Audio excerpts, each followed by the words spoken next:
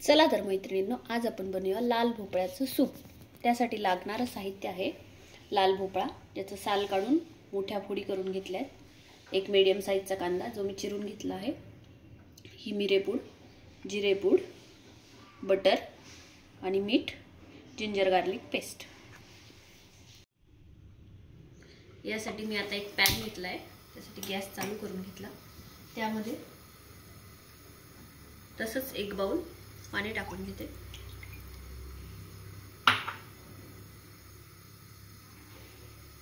त्यात हा भोपळा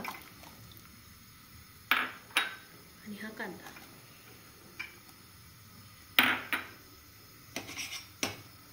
हे थोडा वेळ शिजू द्यायचं, एक 10 मिनिट, कारण भोपळा लवकर शिजतो। मीडियम फ्लेम किंवा फुल फ्लेम, मीडियम फ्लेमवर ठेवलं तर चालेल। आता हे शिजलं आहे, तर आपण एक अजून 10 मिनिटं घेऊ हे गार होण्यासाठी, आणि मग मिक्सरच्या भांड्यात हे दळून घ्यायचं व्यवस्थित। हे तुम्ही कुकरलाही एक शिट्टी घेऊन करू शकता, तुमचा वेळही वाचेल।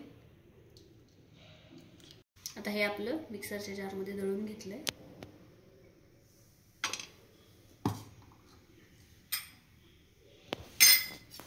आता पॅनमध्ये बटर घालून घेऊ।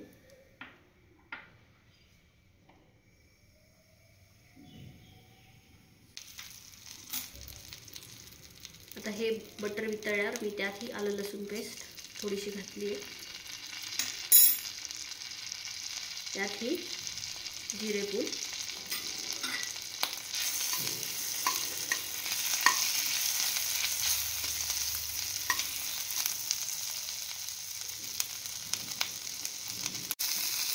त्यात हे दळलेले मिश्रण टाकून घ्यायचं, गॅस बारीकच ठेवायचा।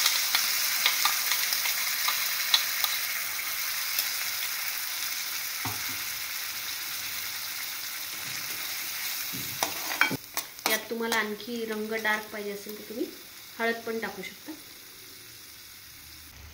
आता हे मिक्सरचं जार मधलं मी पाणी यात टाकते आहे, त्या भांड्यात पाणी टाकून मी विसळून घेतलं। त्यात आता चवीपुरता मीठ आणि चवीपुरता मिरेपूड,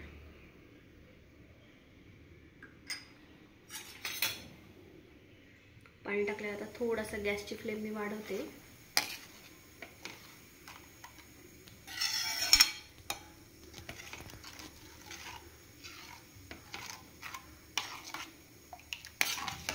आता हे घट्ट वाटतंय थोडं,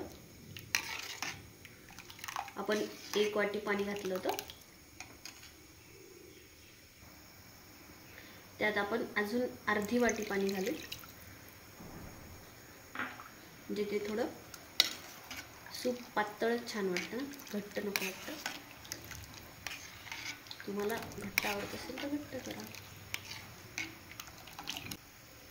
याला एक उकळी आली की आपण ते बाउलमध्ये काढून घेऊ। तर आपल्या सूपला आता उकळी आलेली आहे, तर आपण ते एका बाउलमध्ये काढून घेऊ।